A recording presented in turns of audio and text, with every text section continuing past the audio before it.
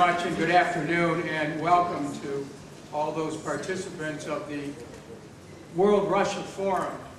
Your presence is so important because it helps the United States and Russia continue to look for areas of cooperation. And I think that if anything is accomplished by these meetings, it is to stress that we have seen in recent years a transition away from the kind of confrontation, the echoes of Cold War mentality, which were reflected in policies of unilateralism, preemption, first strike, that we've seen a new willingness to cooperate. It's in that spirit that the Russia Caucus was formed. The Congressional Russia Caucus was formed by myself and by a Republican leader, Mr. Price of Georgia. And we co-founded it so that there would be a bipartisan approach to deal with all issues in the Congress that relate to Russia and the United States relations. The purpose of the caucus is to improve friendship, dialogue, international exchange between the two nations, and in particular between parliamentary representatives. We've had the opportunity in recent months to meet with parliamentarians at the Russian embassy, to meet with them, visitors from Russia's Foreign Relations Committee in the House, and to meet with members of the Russian Senate who were involved most recently in a cultural exchange at the Library of Congress. These are all good, this is all good news. And it was very important for our President, Barack Obama, on April 8th, to meet with Dmitry Medvedev and to sign the landmark bilateral nuclear arms treaty that replaced the 1991 START treaty that expired at the end of last year. You remember that when Mr. Bush came to office, one of the first things that he did was to cancel the ABM treaties. That drove a wedge between the United States and the aspirations of Russia to try to take a new direction. We know that at that time President Putin was really making an effort to try to showcase Russia's movement towards arms reductions. That was rejected by the Bush administration. I raised the question in federal court as to whether a president could in fact cancel unilaterally an arms agreement. And in fact, he could, and he did. And so our efforts at overturning his action by a lawsuit were for naught. And so we went through a period of separation where the United States, in a post-9/11 world, pursued policies that were essentially divorced from the rest of the world. But now we are in a new era, as represented by the fact that 2 weeks ago, 47 nations from around the world gathered in Washington on the issue of nuclear security. That builds on the work of Dmitry Medvedev and of Barack Obama. Very important, because it shows that cooperation is the direction that our nations desire to go towards. And prior to the signing of the START follow-on, my colleagues and I sent a letter to President Obama in support of the negotiations between our nations and in recognition of the significance of the treaty for future cooperation between our countries.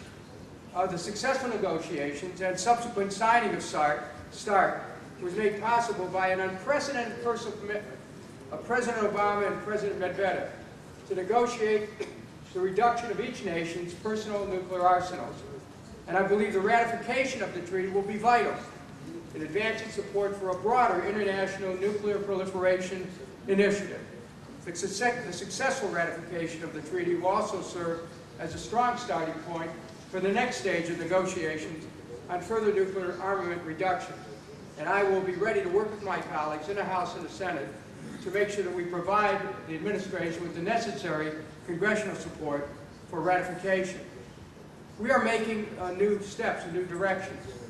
And I'm hopeful also that we'll see cooperation between the United States and Russia on the issue of the great growth in drug production that's come out of Afghanistan. It's fairly astonishing that during the period of the United States occupation of Afghanistan, we've seen a substantial increase in the production of drugs and in the shipment of drugs out of Afghanistan, and much of it goes to Russia. And it is a scourge on Russia. And Russia needs United States cooperation in this. And I met with parliamentarians who are very concerned about this issue, and we're looking to develop strategies that can be of help. And I hope to be talking to people in the administration of the United States to talk about ways that we can be of assistance in this regard. With respect to the countries that are part of the old Soviet bloc and those that are part of NATO, we have to meet the challenge of NATO's transition over 10 years ago from a defensive organization to an offensive organization. Because NATO presents itself in a problematic way when we see an architecture of support for NATO military activities in an attempt that could be interpreted by Russia as an encirclement of sorts. But we have to make sure that we do not seek in any way to excite the old Cold War sentiments. We have to look for ways to build relations between countries. This is where Russia is going to have to do something to ensuring energy security for some of the countries, such as Hungary, to make sure that no one feels hostage in terms of their internal politics. Those are things that can be worked out, but they can only be worked out with the United States' internal acceptance of Russia's equality in the world and our willingness to abandon the kind of strategies from the Cold War, which aimed at trying to keep moving one up vis-a-vis Russia. That just doesn't work anymore. That's old thinking. We're in the 21st century, and it's through cooperation and a partnership with Russia that we can, I think, create a safer world, a world where there is a greater wealth, a world where the wealth is shared by more people, and a world where we can move towards sustainability in our, not only our financial practices, but also our environmental practices. So I thank the members of the World Russia Forum for focusing on, in so many different areas of endeavor, where we can work together. I think that your work is helping us move in the right direction. It's not to suggest that there aren't problems. We all understand where the difficulties lie. But we also know that we are in certainly a new era. And it's receiving that the openings are occurring all the time. We have to explore them and make sure that we build from them. And as we return each year, we return with greater confidence in U.S.-Russian relations and the potential for them to have a very favorable and powerful impact on the entire world. Thank you very much, and spasibo большое.